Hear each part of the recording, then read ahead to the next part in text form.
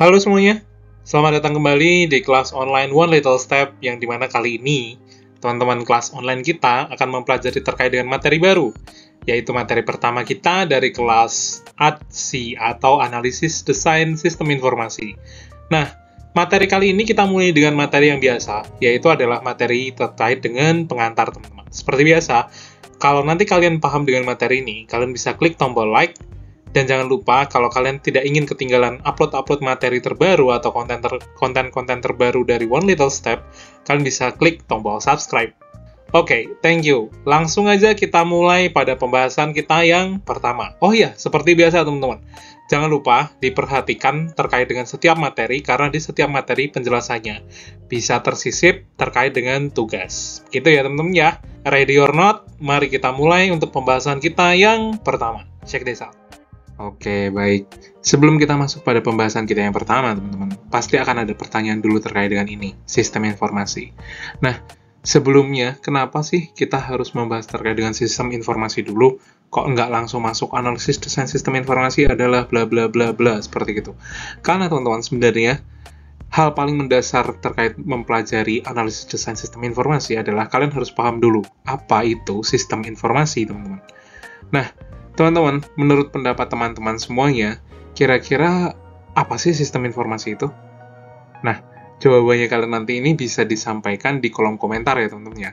Tuliskan nama, koma NIM, kemudian sebutkanlah sistem informasi menurut saya adalah bla bla bla bla, seperti itu.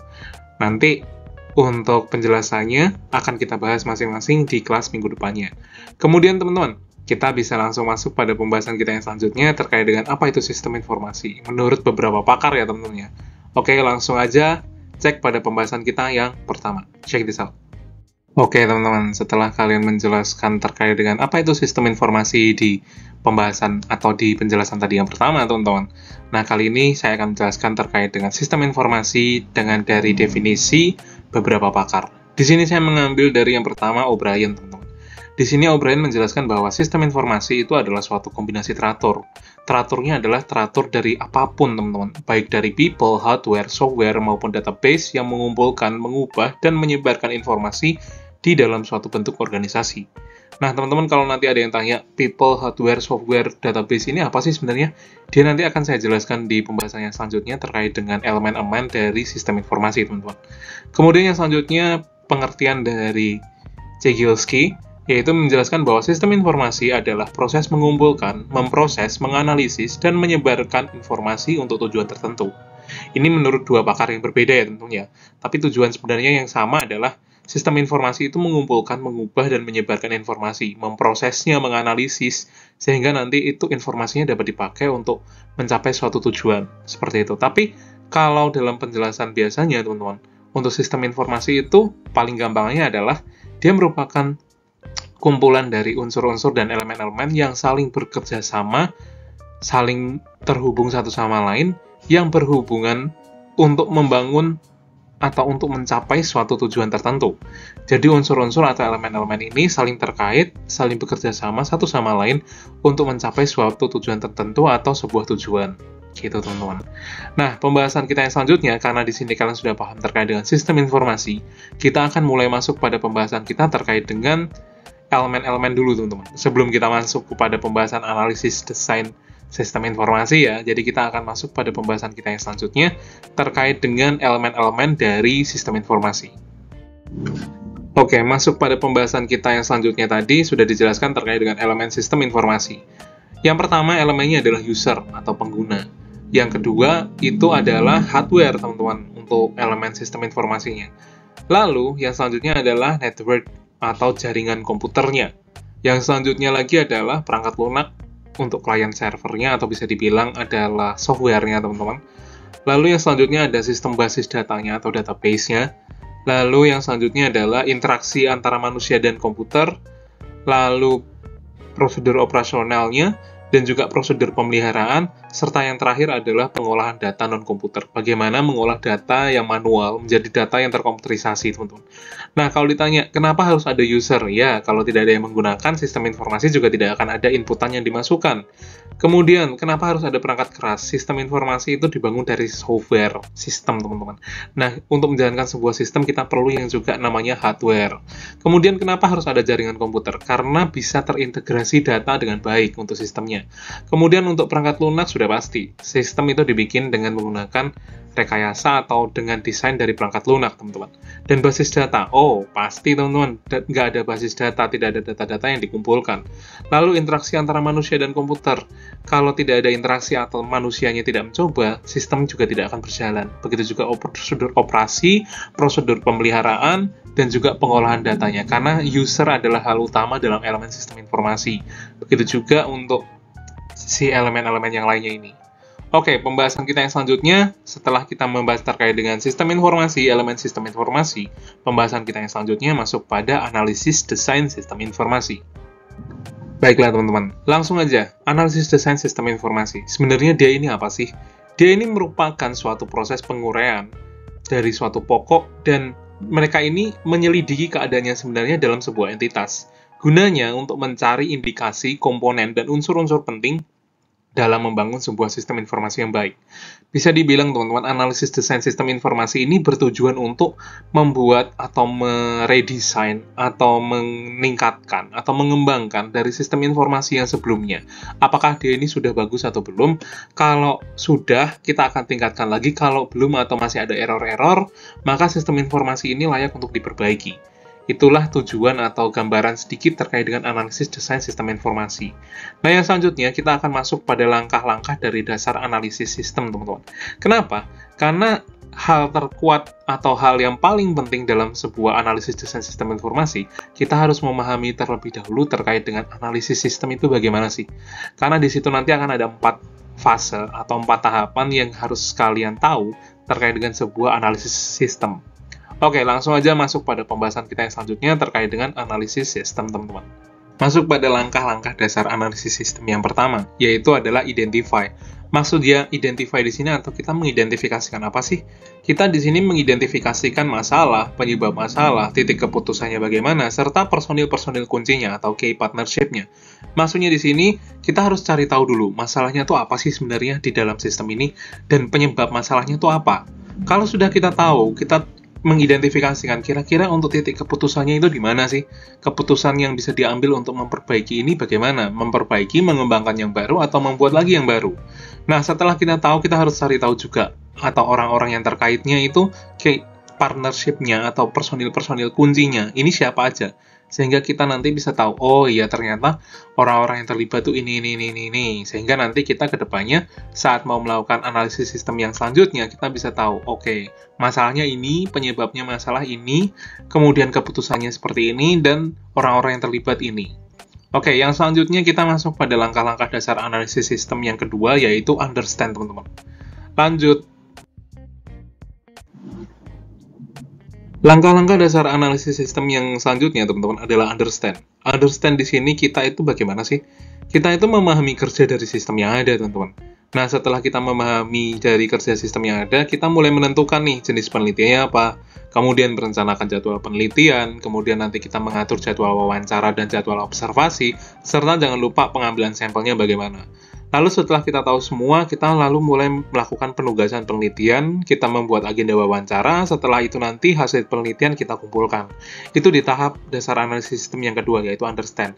Yang selanjutnya, setelah kita bisa mendapatkan atau mengumpulkan hasil-hasil wawancara, kita masuk pada langkah dasar analisis yang selanjutnya, yaitu analyze. Oke, teman-teman, langkah dasar analisis sistem yang selanjutnya adalah analyze. Analyze di sini kita itu menganalisa sistem. Menganalisa apa? Menganalisa kelemahan sistemnya itu di mana. Kemudian juga kita menganalisis kira-kira kebutuhan informasi untuk pemakai sama manajemennya itu apa sih? Sehingga sistem ini kok perlu peningkatan, perlu perbaikan, atau perlu pengembangan lebih lanjut lagi.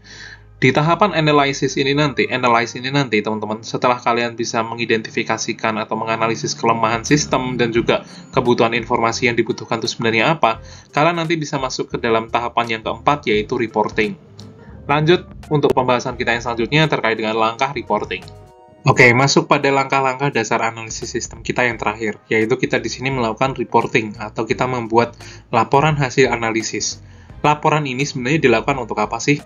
Dia dilakukan setelah kita itu melakukan analisis tadi, atau bisa dibilang pelaporan ini dilakukan bahwa analisis itu sudah selesai.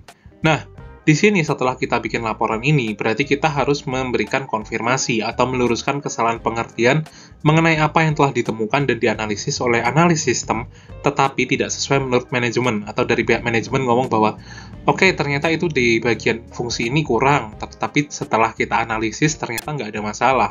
Begitu juga seterusnya, semisal nanti ternyata dibutuhkan, berarti kita akan meminta pendapat, teman-teman.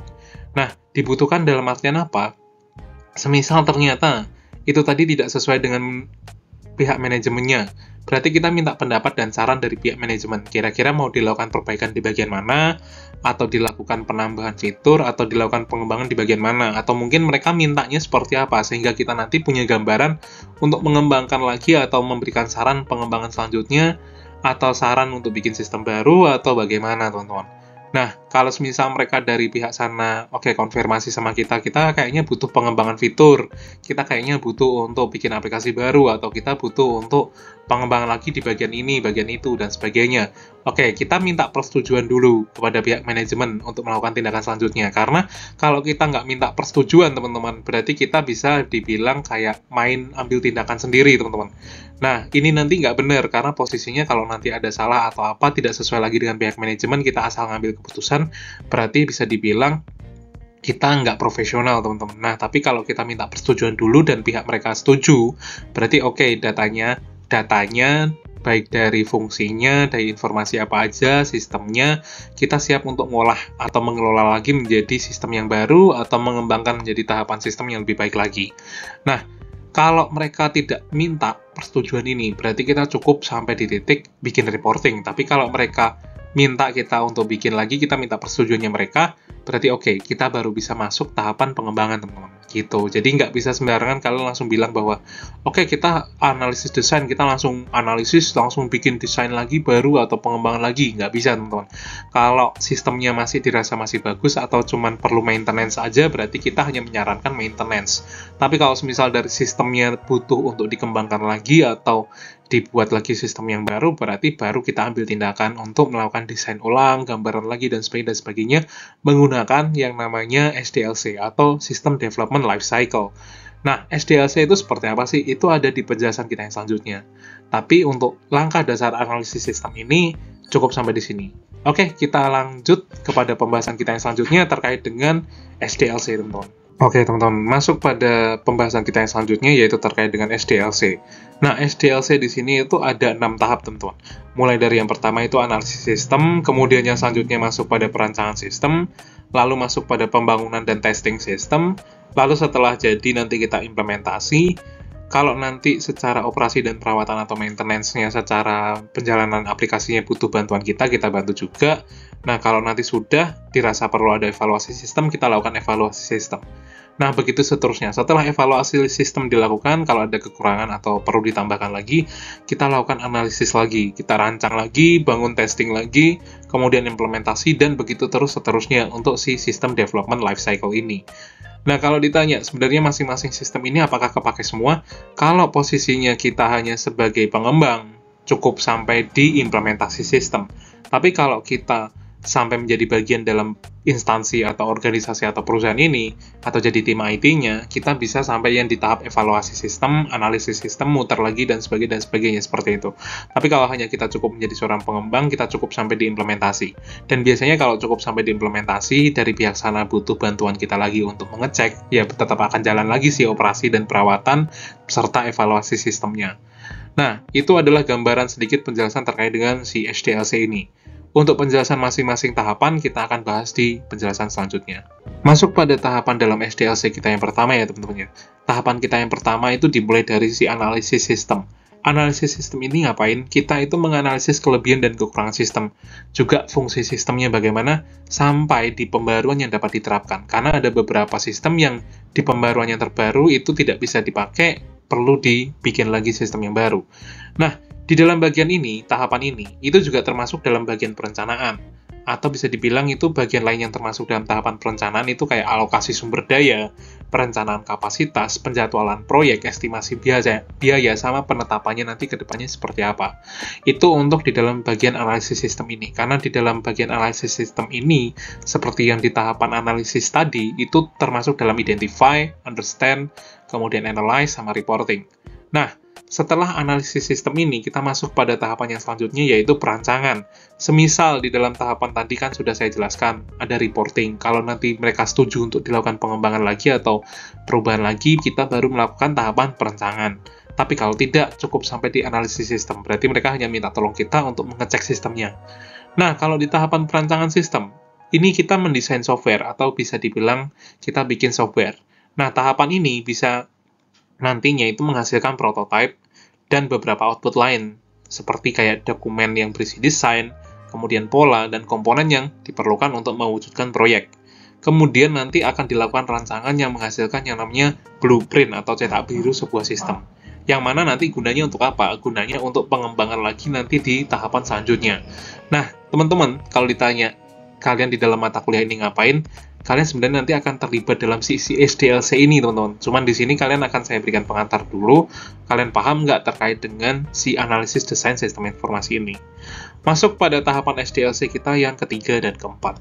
Tahapan yang ketiga ini adalah pengujian sistem, teman-teman. Nah, pengujian sistem ini itu diperlukan dengan adanya si blueprint yang sudah dikembangkan dalam tahapan yang sebelumnya, perancangan sistem.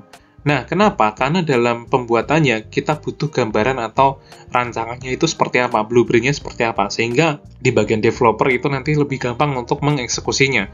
Nah, tahapan ini biasanya itu memakan waktu yang cukup lama, karena bisa muncul kendala-kendala baru yang mungkin dapat menghambat jalannya dalam pengembangan sistem. Tahapan ini itu, teman-teman, bisa berubah kapan saja. Pada tahapan ini itu perancangan yang di awal tadi, yang di tahapan identifikasi, analisis, kemudian perancangan, dan seterusnya tadi, itu bisa berubah karena satu dan banyak hal.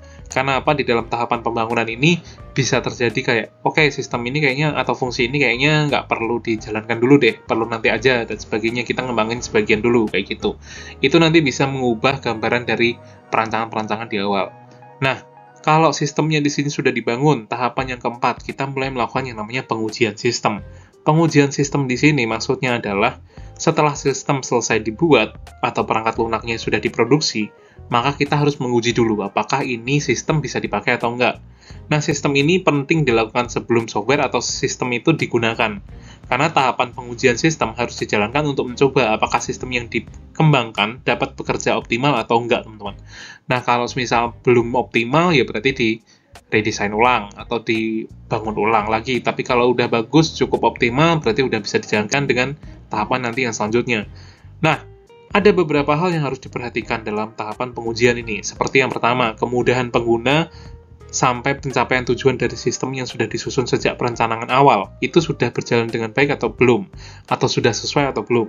Jika masih ada kesalahan, berarti tahap pertama hingga keempat itu harus diperbarui atau diulangi, atau bisa dibilang kayak diulang awal, dirombak semuanya, teman-teman, dari awal.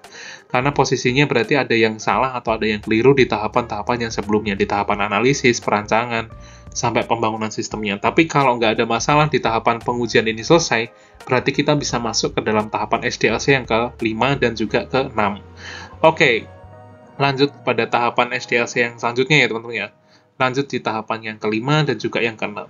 Masuk ke dalam tahapan SDLC yang ke-5 dan ke-6 atau tahapan yang terakhir, yaitu adalah implementasi dan juga pemeliharaan sistem. Tahapan implementasi dan pemeliharaan sistem ini adalah tahapan yang terakhir, teman-teman.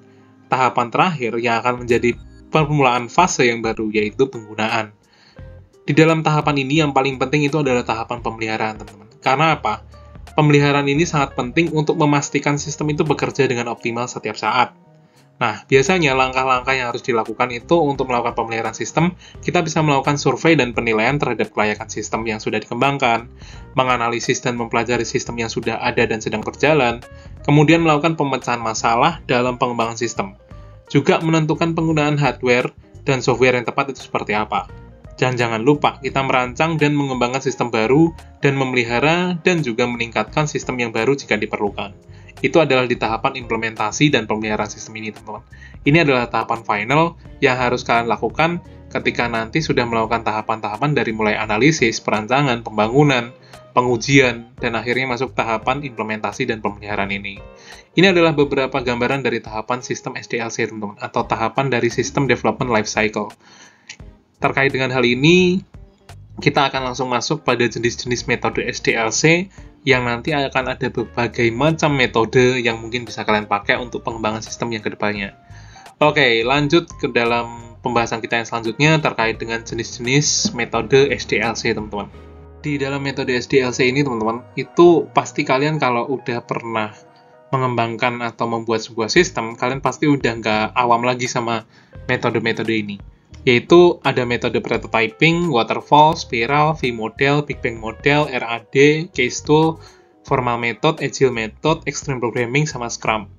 Nah, di sini biasanya kalau yang awam udah sering tahu si SDLC ini, pasti kalian tahunya adalah si prototyping sama waterfall. Cuman paling cepat itu adalah si prototyping, karena metodenya itu cepat banget, muternya juga cepat. Kalau si waterfall di masing-masing kadang itu perlu dievaluasi, muter seperti air terjun. Tapi kalau prototyping hampir sama seperti gambaran metode yang di awal tadi, mulai dari analisis, perancangan, pengembangan, dan lain sebagainya, tapi dia modelnya langsungan. Jadi untuk urusan nanti dimulai lagi dari awal itu dia nggak per tahap, tapi langsung dibikin sampai jadi semua, baru nanti setelah itu dieksekusi untuk diperbaiki lagi ke depannya, seperti itu. Nah, ini adalah jenis-jenis metode SDLC. Untuk minggu depan nanti kita akan mulai bahas terkait dengan masing-masing model ini atau metode ini. Oke, masuk pada pembahasan kita yang selanjutnya. Pembahasan kita yang selanjutnya adalah sekian dan terima kasih, teman-teman. Oke, begitu aja, teman-teman, terkait dengan pembahasan kita materi yang pertama ini. Nanti mungkin ke depannya akan ada pembahasan-pembahasan kita terkait dengan materi 2 dan seterusnya dan seterusnya. Dan juga untuk tadi, quest-nya atau tugasnya, kalian tadi yang di awal bisa menjelaskan terkait dengan yang di slide awal ya, teman-teman ya. Tadi udah saya jelaskan di awal. Kemudian untuk tugasnya di sini adalah teman-teman secara individu coba jelaskan dari masing-masing metode SDLC itu, kira-kira menurut teman-teman yang paling gampang yang mana? Kalian bisa cari tahu dulu terkait dengan metode-metode SDLC tadi, nanti baru kalian bikin ke dalam tugas individu. Kira-kira kalau dari kalian sendiri, kalian milih yang mana? Nah, itu aja untuk tugasnya. Jadi kalian milih metode SDLC tadi itu yang mana kira-kira yang mudah. Kemudian nanti dari situ kalian tuliskan. Oke, yang mudah ini, alasannya apa? Kalian jelaskan. Seperti itu. Misal, oke, saya suka dengan metode prototyping, karena setelah saya cari tahu, sepertinya prototyping itu lebih gampang untuk diimplementasikan, lebih gampang untuk dijalankan. Seperti itu. Atau ada yang juga, oke kak, saya kayaknya suka sama yang metode waterfall. Oke, silakan, nggak apa-apa. Alasannya karena apa? Oke, karena di tiap tahapnya detail kak, jadi kita bisa ngecek satu persatu tahapannya, kita lebih aman. Nanti jadi masing-masing tahapan nggak perlu ngulang terlalu banyak, seperti itu. Atau bagaimana, silakan, terserah. Yang penting kalian kasih alasan kenapa kalian memilih metode tersebut. Itu ya untuk tugasnya ya. Begitu aja, teman-teman. Jangan lupa untuk klik like, jangan lupa untuk klik tombol subscribe, jangan lupa juga untuk yang quest di awalnya tadi ya. Oke, terima kasih teman-teman untuk mengikuti materi ini dari awal sampai pada akhirnya ini. Thank you, jangan lupa nanti kita ketemu di minggu depan lagi di kelas offline, begitu juga di kelas online. Thank you teman-teman, see you on the next week. Thank you.